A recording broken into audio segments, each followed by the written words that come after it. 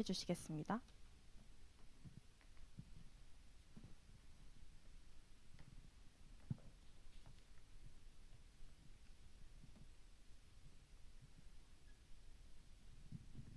자, 우리 서로를 보면서 인사할게요.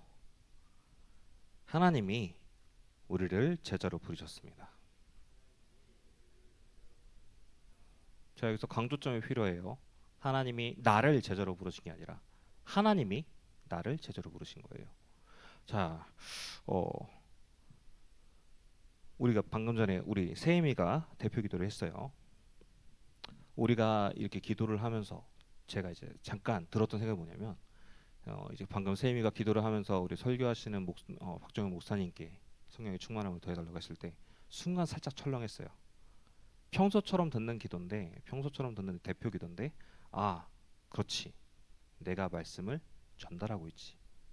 내가 하나님의 말씀을 받아서 전달하고 있는 그런 일을 하고 있는 사람이다. 라는 걸 얘기를 들으니까 평소와 다르게 훨씬 더 묵직한 뭔가 그런 느낌이 있죠. 어, 하나님이 어떻게 이런 나 같은 사람을 부르셨을까라고 생각을 했을 때, 진짜 하나님의 택하심, 하나님의 예정이, 하나님의 절대 계획이 나를 인도하시는구나. 또 그런 것이 내 능력과 내 노력을 보고 하는 것이 아니라 하나님께서 온전한 그 능력으로 나를 택하셔서 온전히 하나님의 힘으로 나를 붙들고 계시는구나. 그 사실이 확인되니까 정말 하나님께서 나를 돌보시려구나 순간 좀 확인이 됐어요. 자, 제가 오늘 이렇게 확인한 것처럼 여러분도 정말 하나님께서 여러분을 택하여 부르시고 제자로 세우시고 사도로 부르셨다는 사실을 깊이 확인하시기 바랍니다. 자, 오늘 말씀은 기도 속에서 누리고 선포해야 할 하나님이라는 말씀이에요. 자, 우리가 저번 주에 예수님께서 이 제자들을 부르시고 이 수많은 사람들이 목자 없는 양처럼 기진하여 방황하는 걸 보시고 너희들에게 하나님께 청하여 일꾼을 보내어 달라 기도하라고 이렇게 말씀 주셨죠. 그러면서 이번 주에는 아예 우리 보고 우리 이 모인 제자들을 보고 나가라고 말씀을 하세요. 자, 이 제자들이 어떤 능력 있는 사람이었을까요? 어떤 뭔가 말에 재능이 있거나 사람을 끌어모으는 카리스마가 있거나 어떤 뭐 능력이 있어가지고 예수님께서 이들을 제자로 부르신 걸까요? 그건 아니거든요.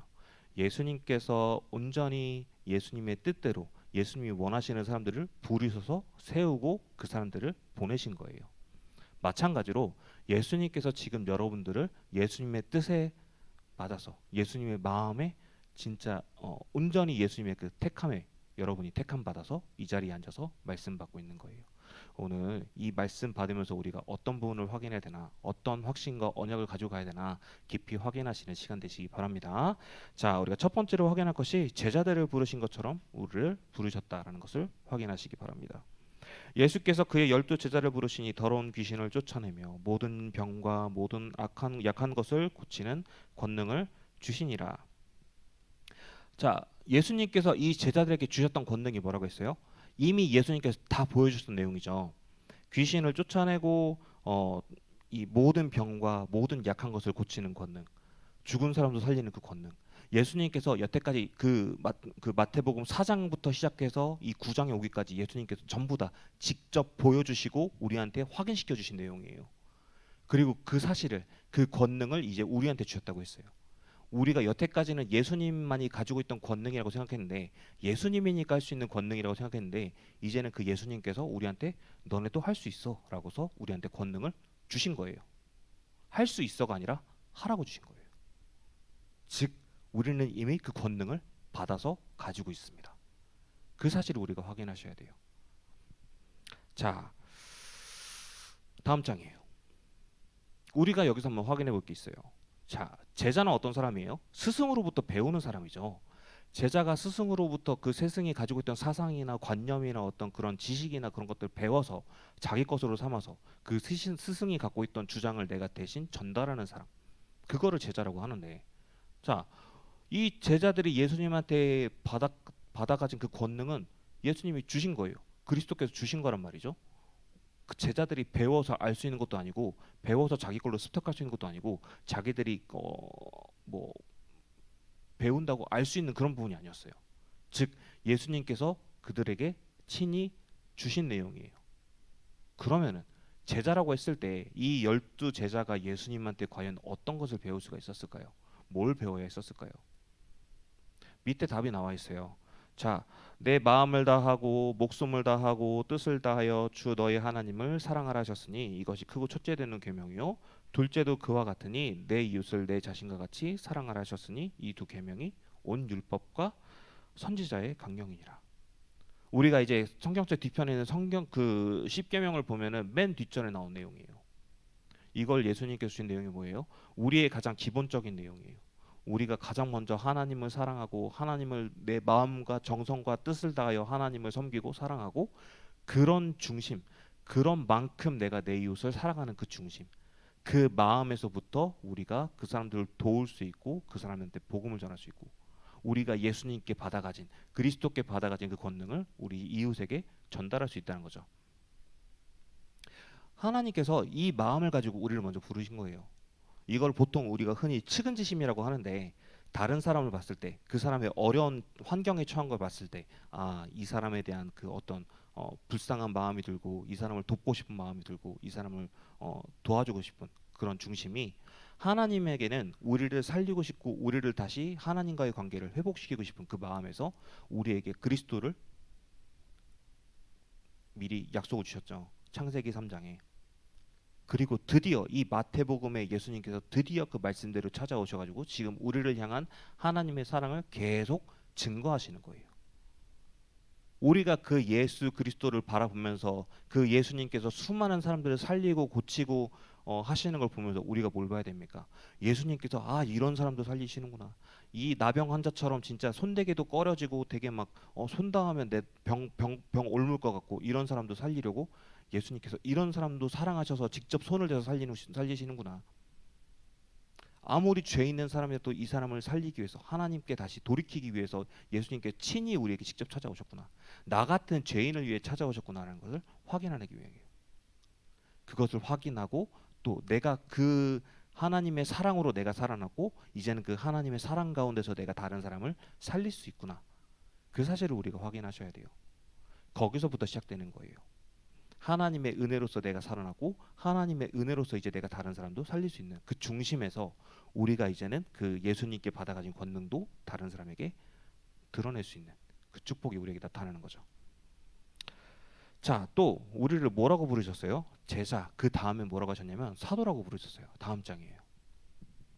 자, 이 제자들의 이름이 쭉 나옵니다. 12사도의 이름은 이러하니 베드로라는 시몬을 비롯하여 그의 형제 안드레와 세베대의 아들 야고보와 그의 형제 요한, 빌립과 바돌로메, 도마와 세리마테, 알페오의 아들 야고보와 다데오, 가나나인 시몬과 가룟 유다 곧 예수를 판자라. 자, 베드로와 그 형제들과 요한과 이런 사람들은 어부란 거 알고 있어요. 또 우리가 저번 주에 봤죠. 이 마태 이 사람은 세리예요. 말하자면 세금 징수원이에요. 근데 우리 국가를 위해 일하는 게 아니라 말하자면 우리나라로 치면 일제 시대 때 일제를 위해서 조선을 수탈하는 그런 세금 징수원이었어요. 반대로 가나나인 시몬이라고 하는 사람은 어떤 사람이냐면 이 사람은 열심당원이라고 해갖고 말하자면 그 방금 전에 그 비유로 생각하면 이 사람은 약간의 독립군 같은 사람이에요. 자, 일제 시대 때 일제의 앞잡이를 한다고 생각했던 이 세금 징수원과 독립군하고 같이 있을 수가 있나요? 그럴 수는 없을 거예요. 당연히 서로 원수처럼 볼 것이고 싸울 수밖에 없을 것이죠. 또 여기 제자 중에 또 도마라는 사람이 있는데 이 도마는 어떤 사람이냐면 굉장히 뭐라고 해야 될까? 약간 비관적인 사람이었어요. 비관적이고 되게 뭐 좀 약간 부정적인 약간 그런 게 있어가지고 예수님이 부활하셔서 돌아오셨을 때 처음에 안 믿었던 사람이 도마라는 사람이에요. 자, 이 도마라는 사람과 그리고 베드로는 또 어떤 사람이에요? 이 사람은 노빠꾸잖아요. 일단 직진해서 들이받고 보는 사람이에요. 이 베드로와 도마만 봐도 성격이 되게 차이 나죠. 이 제자들도 진짜 일관성이 없어요. 예수님께서 그냥 원하시는 사람을 불러서 원하시는 사람을 앉히신 거예요. 이 사람을 면접 봐서 부른 게 아니에요. 이 사람들이 예수님께 찾아와서 면접 보거나 뭐 와서 찾아온 게 아니라 예수님이 그냥 거기서 길 가시다가 딱 봐서 이 사람들 그냥 부르신 거예요. 이게 무슨 뜻이에요? 예수님이 부르신 것에 대해서 진짜 거기에 대해서는 오직 주님의 뜻만이 중요한 내용이고 거기에 대해서 우리의 조건이나 우리의 사상이나 우리의 중심이나 뭐 우리가 열심이나 그런 것들이 아무 상관이 없다는 거예요. 예수님은 그냥 그의 뜻에 합당한 대로 그가 원하시는 대로 한 사람 한 사람을 불러서 제자로서 불러주시고 제자로서의 일을 감당하게 하십니다. 마찬가지로 지금 여기 있는 우리도 우리의 중심과 생각, 기준, 뭐 수준 아무 상관없이 예수님께서 우리를 그저 원하셔서 이 자리에 앉히신 거예요. 저도 예수님 원하셔서 이 자리에 앉히신 거예요. 제가 얘기 드렸나요? 저 원래 목사할 생각 없었어요. 저는 배우 가고 싶었어요. 근데 안 될 것 같아가지고 공부하다 보니까 지금 이 자리에 이렇게 앉아 있는데 이것도 정말 하나님의 은혜였어요. 원래 제 수준, 원래 제 성격, 원래 제 뭐 어떤 그런 이런 거 가지고는 제가 이 자리에 있어서 여러분 앞에서 이렇게 잘난 듯이 떠들 수가 없어요. 근데 이게 제가 지금 하는 게 아니에요. 하나님께서 힘주셔서 하고 있는 내용이에요. 마찬가지로 여러분, 진짜 하나님께서 여러분을 부르셨어요. 예수님, 예수 그리스도로 말미암아 여러분이 예수 그리스도가 믿어져서 그냥 제가 믿어 드릴게요 하고서 뭐 여러분이 믿은 것처럼 보일 수도 있겠지만 여러분이 약간 그런 생각이 있을 수도 있겠지만은 여러분의 생각보다는 하나님의 택하심이 지금 여러분을 이 자리에 앉히신 거예요. 여러분은 지금도 하나님이 동행하시며 하나님의 그 손아귀 안에서 절대적인 계획 안에서 인도받고 있다는 사실을 확인하시기 바랍니다. 그렇게 우리를 제자로 부르셨어요. 그래서 우리는 그리스도의 뜻에 따라서 제자로서 사도로서 부름받았다는 사실을 분명히 확인하시기 바랍니다. 그렇게 되면요, 우리가 그 두 번째로 확인할 것이 뭐냐면 우리가 이 제자라는 신분, 이 사도라는 신분, 예수님께서 택하여 부르신 자라는 이 신분을 우리가 확인할 때 가장 먼저 뭘 해야 되나요? 우리가 먼저 기도로 먼저 누리는 자가 되어야 돼요. 우리의 중심이 뭐 예수님이 지금 우리 보고 나가서 전도해라, 나가서 복음 전하라 했을 때 우리가 뭐가 있으니까 가서 전도하는 게 아니라 우리가 가장 먼저 그 복음 안에서 내가 행복한 것을 먼저 확인하게 될 때 자연스럽게 전달되는 걸, 자연스럽게 다른 사람에게 알게 되는 거, 그 부분을 우리가 확인해야 돼요. 그러려면 우리가 진짜 가장 먼저 예수 그리스도 가지고 행복하다는 사실을 먼저 확인해야 돼요. 자, 첫 번째로 보겠습니다. 다음 장이에요. 자, 마태복음 10장 5절에서 6절. 예수께서 이 12를 내보내시며 명하여 이르시되 이방인의 길로도 가지 말고 사마리아인의 고을에도 들어가지 말고 오히려 이스라엘 집에 잃어버린 양에게로 가라 말씀하셨어요. 이거는 무슨 말이냐? 여태까지 내가 들었던 거랑 다른데 예수님께서는 세계복음화라고 하셨는데 하나님은 세계복음화라고 했는데 왜 지금은 이방인의 고을에 들어가지 말고 사마리아인의 고을에 왜 오히려 이스라엘 집에 잃어버린 양을 찾으러 가라 말씀하시냐? 이거는요. 당장 우리가 시작해야 되는 건 내가 누리고 있는 복음의 시작은 내가 누리고 있는 이 복음 증거의 시작은 나로부터 시작하는 거예요. 내가 먼저 회복돼야 돼요. 내가 먼저 살아나야 돼요. 내가 먼저 살아나고 내 주변에 있는 사람들 거기서부터 천천히 시작하는 거예요. 자, 당시 이 제자들이 예수님께서 부르신 사람이다 보니까 그냥 뼛속까지 유대인인 경우가 많았어요. 유대인들이 어떤 사람이더라면 왜 이방인들은 상종 안 하는 사람들이에요. 원래는 이방인들하고 말 안 섞는 사람들이에요. 유대인들이라는 사람은. 그런데 이 유대인들인 제자들을 불렀을 때 이 사람들한테 이방인의 고을 혹은 사마리아인의 고을에 가라 그러는 거는 얘네들 보고도 나가서 죽으란 얘기예요. 말하자면 태생적으로 섞일 수 없는 사람하고 가서 얘기를 하라는 건 말도 안 되니까 말하자면은 이 제자들한테 난이도 조정을 해주신 거예요. 이지 모드를 주신 거예요. 그렇다면 우리가 이걸 우리한테 대입하면 뭐예요? 가장 먼저 내가 복음 누림이 시작됐을 때 나한테 맞는 사람들, 지금 나와 가까이 있는 사람들, 나와 말이 소통이 가능하고 내 말이 전달될 수 있는 사람들, 그런 사람들을 만나서 복음 전하는 거, 그 사람들에게 자연스럽게 복음 전달되는 거, 거기서부터 시작되는 거라고 말씀 주시는 거예요. 그래서 복음 증거의 시작은 나로부터 시작되고 그리고 또 내가 누리는 만큼 자연스럽게 전달되는 걸 우리가 확인해야 돼요. 자, 7절 8절에 가면서 전파하여 말하되 천국이 가까이 왔다 하고 병든 자를 고치며 죽은 자를 살리며 나병한 자를 깨끗하게 하며 귀신을 쫓아내되 너희는 거저 받았으니 거저 주라. 이거 방금 전에 말했죠. 예수님이 하신 거 그대로 보여주신 거예요.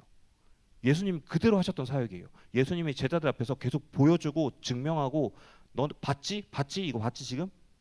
이거 하신 내용이에요. 예수님이 그 수많은 나병 환자들을 원격으로 고치시고 손대서 치유하시고 죽은 자도 살리시고 병 치유될 때 너희가 죄가 사함을 받았다 그러니까 분명 병 걸린 사람인데 그 자리에서 벌떡 일어나는 것도 보고 우리가 봐왔던 것이 어, 그 예수님께서 행하시니까 아 예수님이니까 가능하죠. 우린 그렇게 말할 수가 있는데 이미 주셨다니까요. 예수님께서 이미 주시고 우리한테 너네가 할 수 있으니까 너네가 해봐라라고 주신 거예요. 말하자면 이건 우리한테 확신을 주신 내용이에요. 예수님께서 우리에게 확신을 주셨다고 한다면은 우리는 그 확신 가지고 도전하면 돼요. 왜냐? 우리가 했는데 안 되면 예수님이 거짓말쟁이가 되거든. 우리가 했는데 안 되면은 하나님이 거짓말쟁이가 되거든. 우리가 필요할 때 우리가 이 진짜 복음을 전달하고 우리가 진짜 누군가를 살린다고 했을 때 거기에 하나님의 시간표가 합당한 시간표가 맞다면은 거기에 대해서 분명한 하나님의 역사가 나타나요. 우리는 거기에 대해서 확실한 믿음과 확실한 중심과 그걸 가지고 우리가 말씀대로 행하면 돼요. 그걸 하라고 예수님이 우리를 부르시고 계속 말씀으로 확신해 주시는 거예요. 출애굽기 3장의 이 모세도 처음에 하나님께 그렇게 반항했어요. 아유 저는 안 됩니다. 80세 먹은 제가 어떻게 나가서 사람들을 살립니까? 제가 범죄자인데 어떻게 왕 앞에 나가고 제가 사람들을 살린다고 합니까? 제가 어떻게 60만 민족을 살린다고 합니까? 그렇게 온갖 핑계를 대가면서 자기의 현실 가지고 자신의 조건 가지고 그렇게 하나님께 얘기를 했는데 하나님 뭐라고 하시냐? 가 그냥 가. 내가 한다니까 가. 하나님이 그렇게 말씀하시니까 결국에는 모세가 갔고 결국 출애굽의 그 뜻이 성취가 되었어요. 여러분 믿으시기 바랍니다. 그리고 그 믿으시는 만큼 확인하시기 바랍니다. 거기서부터 시작이에요. 그렇게 되면요. 그 다음 장이에요. 그때부터는 내 노력이 아니라 하나님께서 일하시는 것을 확인하게 돼요. 분명 내가 나가서 내가 전도하는 거 맞아요. 근데 실제로 일하는 건 하나님이에요. 나는 가서 그냥 띡 전화뿐인데 일하시는 건 하나님이에요. 그 사람의 마음을 열고 내 말이 들어가게 만들고 그 사람의 귀도 열고 말씀 받게 하는 거는 하나님이시라니까요. 그럼 우리가 가서 해야 되는 건 뭐예요? 그냥 가서 전달하면 돼요. 거기서부터 시작이에요. 그래서 뭐라고 하시나요? 너희 전대에 금이나 음이나 동을 가지지 말고 여행을 위하여 배낭이나 두버롯이나 신이나 지팡이를 가지지 말라. 이는 일꾼이 자기가 먹을 것 받는 것이 마땅함이니라. 지금 이 말씀하신 게 뭐예요? 금이나 은이나 동 가지지 말고 지팡이도 가지지 말고 전대에 뭐 여벌옷도 가지지 말라. 그거는 여러분이 장기적인 계획을 놓고 우리가 플랜 B를 짤 수 있어요. 다 이제 뭐 그런 것들을 준비할 수 있겠지만 우리가 뭐 말하자면 노파심에 어딘가를 간다고 했을 때 내가 철저한 준비를 한다고 했을 텐데 그거는 하지 말고 어딜 가든지 그 자리에 하나님이 만나게 하시는 만남의 역사가 있고 하나님이 인도하시는 역사가 있고 혹시 사건을 만나더라도 그 사건 가운데 하나님이 인도하시는 역사가 있는데 그러면 우리가 그 사실을 믿고 나가야 된다는 거예요. 우리가 내 것을 계속 준비하잖아요. 내 플랜 B를 자꾸 준비하고 내 다음 계획을 준비하고 비상 연락망이든 뭐 비상금이든 뭔가 준비한다는 건 내가 하나님을 못 믿는다고 선언하는 거랑 마찬가지예요. 물론 그럴 수 있어요. 자기 걱정이 될 수야 있어요. 근데 그만큼이나 내가 하나님을 믿지 못하면 그만큼 내가 손해예요. 그만큼 하나님을 의지하지 못하면 그만큼 내가 또 손해예요. 그만큼 늦춰지고 그만큼 인도받는 게 확실히 늦어져요. 이제 하나님의 일하심을 확인하시면 그때부터는 하나님이 숨겨두신 것도 찾아낼 수가 있어요. 어떤 성이나 마을에 들어가든지 그 중에 합당한 자를 찾아내어 너희가 떠나기까지 거기서 머물라. 저한테도 불신자 친구들이 있어요. 저는 이제 취미가 이제 TRPG라고 아는 사람은 알 텐데 아마 그 텍스트로 하는 그 말하자면 역할극 같은 게 있어요. 그런 걸 좋아했어가지고 아는 그런 사람들 몇 명 사귀어가지고 꽤 오래 됐는데 이 사람들 놓고 분명 기도하고 있죠. 지금 같이 기도를 하고 있는데 근데 이 친구들이 제가 교육자인 걸 알면서도 사실 말씀을 잘 안 받아요. 그냥 그 말씀에 대해서 그냥 좀 되게 뭐 그냥 오케이 알았어요. 나중에 약간 그런 식으로 반응을 해요. 근데 있죠. 그래도 계속 이 사람들을 놓고 기도하다 보니까 의외의 사람이 또 기도를 하더라고요. 의외의 사람이 영접하고 싶다 얘기하더라고요. 물론 같은 그룹 내에 있던 친구인데 왜 우리가 흔히 보통 이제 누군가를 위해 기도한다 그러면 우선순위라는 게 있잖아요. 여러분들 다 있잖아. 나만 그래? 아니잖아요. 여러분 다 있잖아요. 이 사람 얘는 진짜 복음 받았으면 좋겠다 하는 애가 있고 얘는 조금 늦게 받아도 좋겠다 생각하는 친구 있잖아요. 목사님한테도 있었어요. 얘는 진짜 받았으면 좋겠는데 얘는 진짜 안 듣는데 어쩌다가 얘가 듣겠다고 하는 거예요. 심지어 얘는 그냥 영접만 하면 영접만 하고 싶대요. 영접하고 싶대요. 그러니까 복음 받을 그러니까 말하자면 구원의 길을 할 필요도 없어. 그냥 영접만 시키면 돼. 근데 얘는 그 뭔가 방법이 필요한 줄 알고 저한테 물어봤던 거예요. 저도 그때 되게 미련해하고 굳이 가갖고 구원의 길을 1시간 하고 영접시키고 막 그랬었는데 이런 사람이 있다니까요, 여러분들. 여러분이 기도를 하고 있는 사람이 있지만은 여러분의 주변에 여러분이 생각지도 못하고 여러분이 미처 약간 기도의 그 우선순위를 살짝 아래쪽에 두고 있는데 어쩌다 보니까 나한테 말씀 받고 뭐 영접하고 하나님의 자녀가 되는 그런 사람이 있다니까요.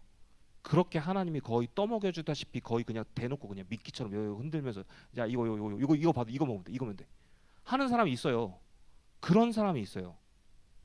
여러분이 그런 사람들 찾아내면 돼요. 그게 여러분 주위에 분명히 있어요. 왜냐?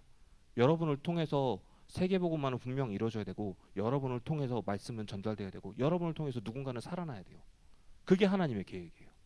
그렇다면 여러분의 주변에 누군가는 분명히 있는데 찾아야겠죠. 아씨 누구지? 하면서 찾아야 돼요. 기도하시기 바랍니다. 기도하면서 찾아야 돼요. 우리가 하나님께 물어보면서 찾아야 돼요. 안 그러면 몰라요. 그냥 평생 얘는 뭐 안 바꿨지 그러면서 말아요. 여러분들 기도하시기 바랍니다. 기도로서 먼저 누리시기 바랍니다. 그렇게 될 때 있죠. 축복이 아니라 내가 평안을 정하니라는 거. 자, 우리가 보통 전도를 했을 때 누군가한테 내가 야 하나님 믿어보니까 이게 좋더라 이게 좋더라. 근데 그 친구가 나보다 공부 잘해. 혹은 그 친구가 나보다 머리가 좋아. 혹은 집안이 좋아. 혹은 뭐 부모님이 좋아. 교우 관계가 나보다 좋아. 그럼 얘네 입장에서는 우리가 가진 조건 가지고 뭐 복음을 받을까요? 아닐 거예요. 아 그래 너나 잘 받아 가만 그러겠죠.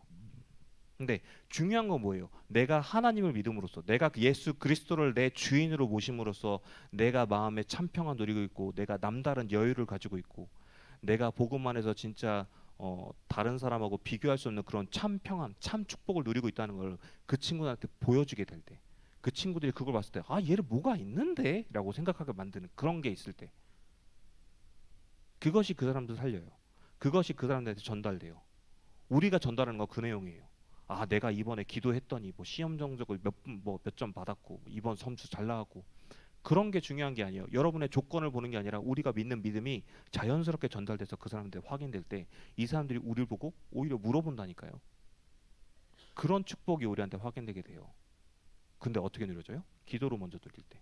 기도로서 내가 하나님의 나라를 먼저 누릴 때, 예수 그리스도가 나의 그 주인 되심을 내가 오늘도 깊이 누리게 될 때, 그 중심에서 우리의 모든 것이 시작됩니다. 예수가 그리스도 되심이 가장 기본적인 시작이에요. 그 사실을 깊이 확인하시기 바랍니다. 그때 있죠. 우리가 이제는 복음이 선포되는 것이다. 확인하게 돼요.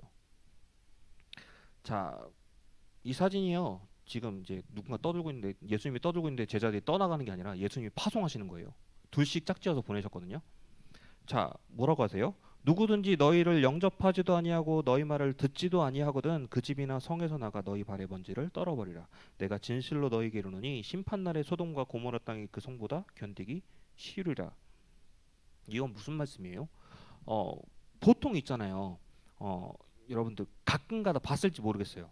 약간 좀 나이 드신 이제 어떤 뭐 교회 권사님들 같은 분들 혹은 어떤 분들 찾아왔을 때 뭐 복음 받으라고 얘기했을 때 좀 약간 제발 좀 한마디만 들어주세요 하면서 매달리는 분들이 있었을 거예요. 아마 가끔가다 있어요. 가끔가다가 되게 희박하게 그런 분들이 가끔 있었어요. 근데 우리가 복음을 전달하는 데 있어서 이 복음이 우리가 남한테 굳이 설득해서 이거 좀 한번 받아주십시오 하면서 우리가 전단지 전달하지 전달해야 되는 그런 복음인가요? 그건 아니거든요. 우리가 분명 아까 측은지심이라고 얘기했죠. 다른 사람을 불쌍히 여기고 다른 사람이 살아났으면 하는 마음에 이 사람이 복음 받고 돌아왔으면 하는 마음에 복음을 전달할 수 있어요. 그런데 우리가 복음을 전달하는 데 있어서 우리의 자세까지 저자질 필요는 없어요. 우리가 나가서 복음을 전달하는 것은 선포하는 거예요. 우리가 복음 받았을 때 가장 귀한 것을 받았어요. 즐거운 교환이라고 했잖아요. 우리 안에 가진 것은 무능함과 상처와 조건에 대한 그런 안 좋은 기억들과 그런 것들밖에 없는데 하나님께서 우리에게 복음을 주셨을 때 그 모든 것들이 우리한테 그리스도 안에서 그 모든 것들이 바뀐다니까요.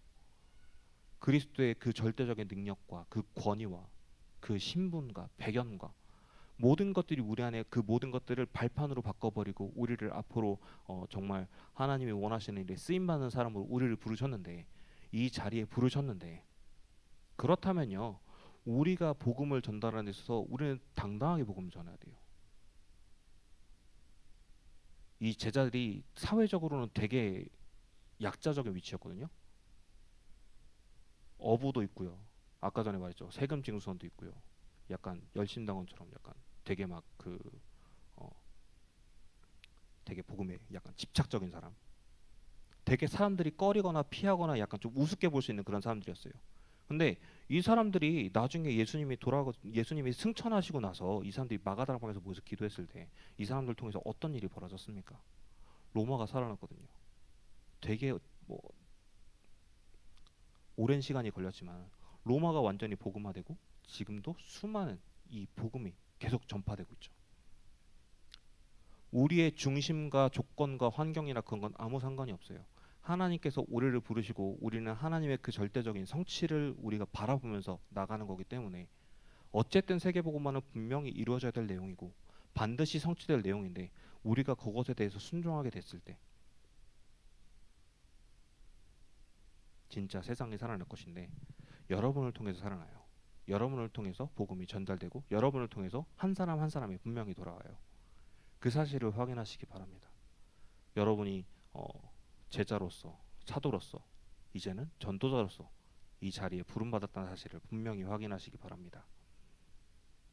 자, 그래서 결론입니다. 오늘도 우리가 확인할 것이 뭡니까? 우리는 오늘도 예수 그리스도를 누려야 돼요. 자, 마태복음 1장 21절에 아들을 낳으리니 이름을 예수라 하라. 이는 그가 자기 백성을 그들의 죄에서 구원할 자이심이라 하니라.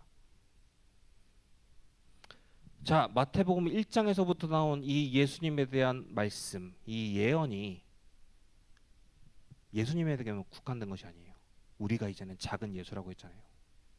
우리가 그 예수 그리스도의 죽음과 부활하심과 승천하심과 이제는 성령의 충만함을 보내신 그 그리스도의 권능이 우리와 그 그리스도가 연합했다고 했으면, 우리가 이제는 작은 예수로서, 그럼 뭐예요? 이 말씀을 한번 우리 이름을 대입해 봅시다. 그러면 우리가 작은 예수라고 했을 때 뭐라고 해야 돼요? 아들을 낳으리니 이름을 박종영이라 하라. 이는 그가 자기 백성을 그들의 죄에서 구원할 자임이라 하시니라. 막상 해보니까 부끄럽네. 어. 자, 여기에 내가 작은 예수로서 내 이름이 들어간다 생각하면은 하나님이 나를 통해서 내 백성, 자기 민족 살리는 자, 구원할 자라고 부르셨다고 했어요. 여러분을 통해서 구원 사역이 성취가 됩니다. 여러분을 통해서 세계복음 언약이 분명히 드러나게 돼요. 여러분들은 그 사실이 우리가 노력이 아니라 이 사실이 성취될 언약이라는 걸 확인하시기 바랍니다. 자, 우리가 옛날에 보면은 왜 보통 있잖아요. 옛날 얘기 보면은 예언에 대한 얘기가 있어요. 근데 이 예언에 대한 얘기를 보면은 분명 보통 어떤 얘기가 있냐? 어떤 뭔가 되게 중요한 예언이 한 사람한테 딱 떨어졌을 때 그 예언을 이 사람이 이루기 위해서 막 성취하잖아요. 예언을 피하거나 예언을 뭐 그 예언 어떻게든 그 자기의 비극적인 예언을 피하거나 도망치거나 하기 위해서 막 온갖 노력을 다하는데, 근데 어쩌다 보니까 내가 했던 모든 행동이 그 예언으로 이어진 그 판멸적 결과가 찾아오는, 옛날 비극에 그런 경우가 많았어요. 이거는 자기의 노력과 상관없이 진짜 거부할 수 없는 그 운명이 굴러서 나한테 찾아온 내용이죠. 마찬가지로 우리한테 이 언약이 떨어졌다는 건, 우리한테 그 예수 그리스도의 언약이 떨어졌다는 거는 우리가 우리 노력으로 무슨 짓을 하든 간에 상관없이 결과적으로 우리를 통해서 성취될 내용이란 거예요.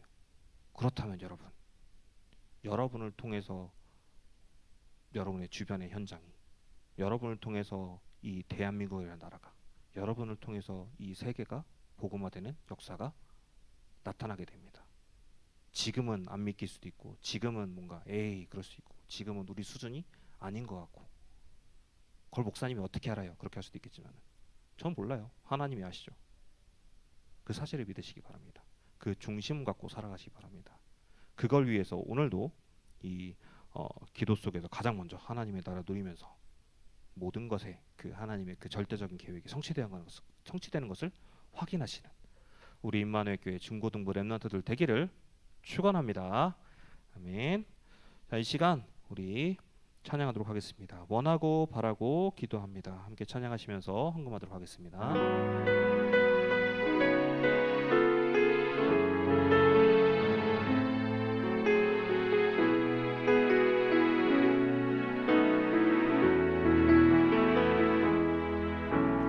이 세상을 살아가는 동안에 나의 힘을 의지할 수 없으니 기도하고 낙심하지 말 것은 주께서 참 소망이 되심이라. 주의 길을 걸어가는 동안에 주의 길을 걸어가는 동안에 세상의 것 의지할 수 없으니 감사하고 낙심하지 말 것은 주께서 참 기쁨이 되심이라. 하나님의 꿈이 나의 비전이 되고 예수님의 성품이 나의 비전이 되고 성령님의 권능이 나의 능력이 되길 원하고 바라고 기도합니다.